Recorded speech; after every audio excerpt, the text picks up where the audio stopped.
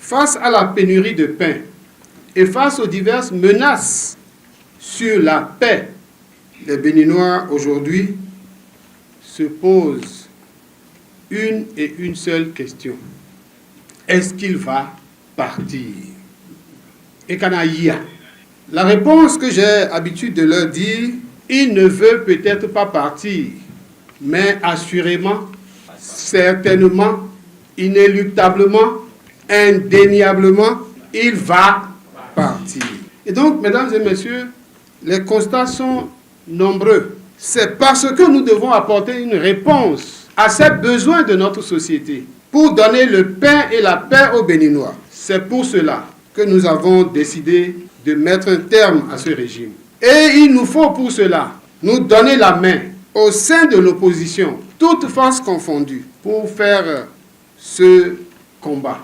C'est pour le Bénin, les Béninoises et les Béninois que nous sommes mobilisés dans cette salle ce jour pour jeter ensemble les balises de notre parcours en tant que coalition de forces porteuses d'alternatives, et ce jusqu'à la libération totale du Bénin et de sa démocratie. C'est d'ailleurs pourquoi les députés du groupe parlementaire Les Démocrates ont accueilli avec beaucoup d'enthousiasme l'idée de l'initiative de ce cadre de concertation des forces politiques de l'opposition béninoise. L'enjeu aujourd'hui, c'est cela qui motive notre synergie d'action, c'est la restauration de la démocratie béninoise. Elle passe par l'état de droit et la justice sociale. Elle passe par la libération des détenus et le retour au bercail des exilés politiques. Elle passe sans doute par le tournant de 2026 qui porte à son sein de lourds nuages potentiellement orageux. Peuple béninois, quand on n'en peut plus, quand on n'en veut plus, on se lève et on agit. Quand l'élu du peuple se fout du peuple, il faut agir. Oui, protester ne suffit plus. Dénoncer ne sert plus à rien. Il faut passer à l'action.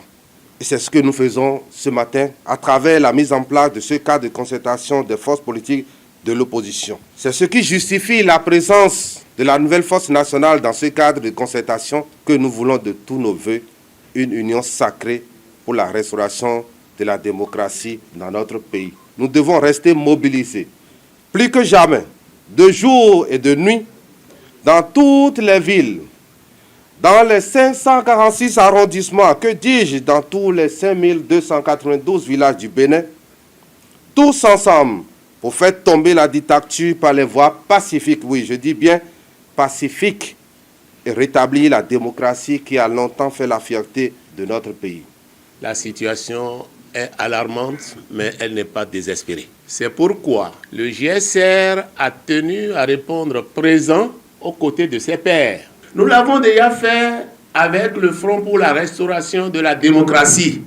Nous pouvons dire que c'est concluant, parce que grâce à ça, aujourd'hui, les démocrates sont à l'Assemblée et sont très gênants du reste.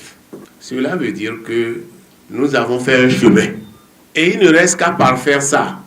C'est pour ça qu'aujourd'hui, nous ne devons pas nous décourager. Il faut réessayer pour pousser la balle plus loin. Je voudrais appeler toute la nation à un sursaut collectif. Ce moment qui symbolise notre détermination collective à relever le défi crucial des élections générales de 2026 à travers une démarche qui vise à garantir des élections pacifiques, inclusives et transparentes. Le cadre de concertation que nous lançons aujourd'hui se veut une plateforme ouverte et inclusive, réunissant toutes les forces de l'opposition autour d'un objectif commun, créer un environnement électoral fiable et démocratique. Nous avons tous constaté les dérives qui ont pu affecter notre processus électoral passé, et il est de notre devoir de veiller et de travailler à ce que cela ne se reproduise pas. Nos actions immédiates devront se focaliser sur deux initiatives majeures. D'une part, la relecture du code électoral et d'autre part, l'audit du fichier électoral. Au nom de Nous le ferons, je salue l'engagement patriotique de nos partenaires du cadre de concertation et les rassure de notre détermination à toujours être un instrument de rassemblement et de facilitation de la prise et de la mise en œuvre des décisions idoines pour l'atteinte de nos objectifs, y compris la libération des prisonniers politiques, le retour des exilés et bien entendu l'organisation d'élections inclusives pour renouer avec la démocratie qui consacre l'exercice du pouvoir par le peuple et pour le peuple.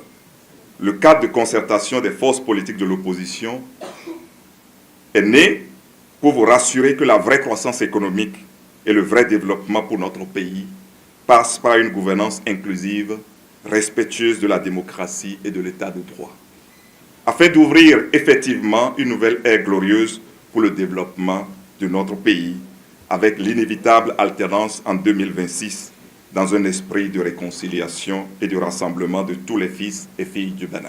Assemblée générale constitutive du cadre de concertation des forces politiques de l'opposition. Déclaration finale. La situation politique, économique et sociale de notre pays, le Bénin, devenue très préoccupante depuis 2016, ne laisse personne indifférent. Unanimement, les corps constitués de la nation s'accordent à déplorer le recul de notre système démocratique dont nous nous vantons le label à la tribune des grandes rencontres internationales.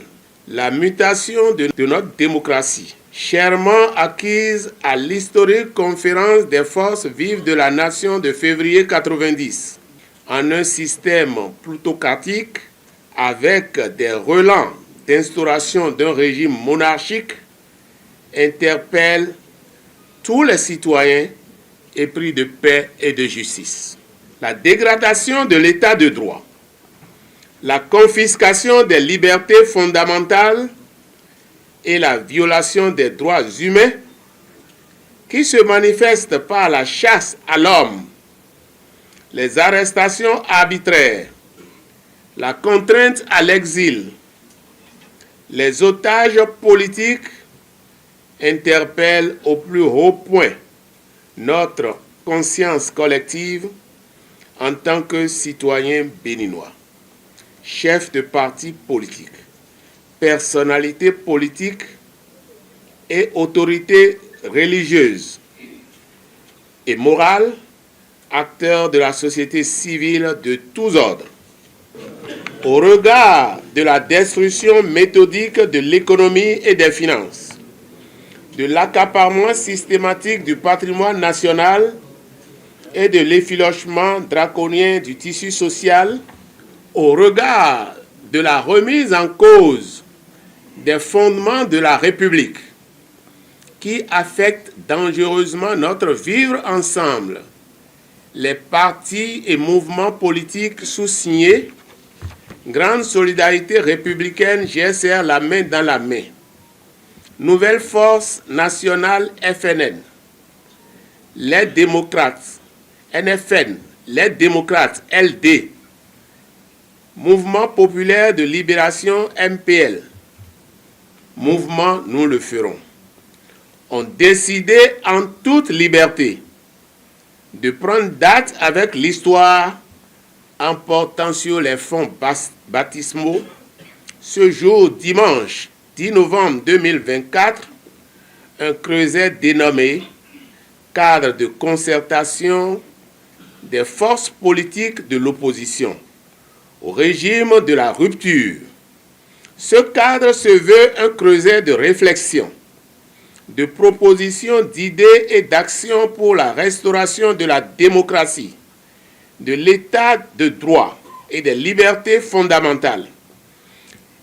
Il est ouvert à toute personne physique et morale et à toute formation politique et mouvement qui adhère aux idéaux de ses membres fondateurs ainsi qu'au contenu de sa charte et de son règlement intérieur.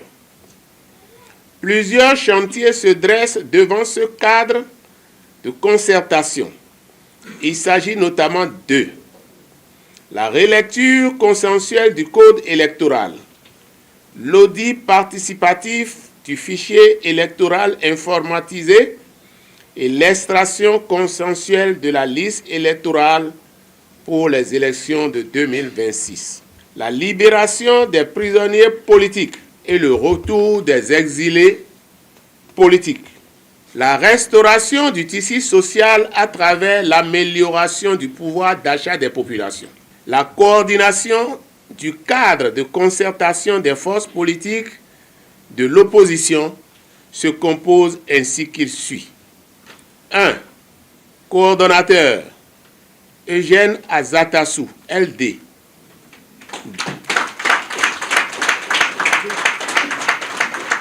2. Premier coordonnateur adjoint et porte-parole du cadre, Antoine Guédou Vissetogui, GSR.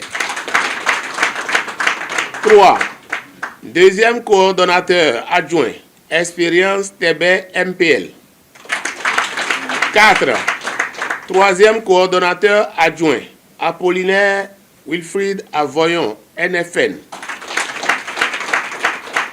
Quatrième coordonnateur adjoint, Daniel Eda, nous le ferons.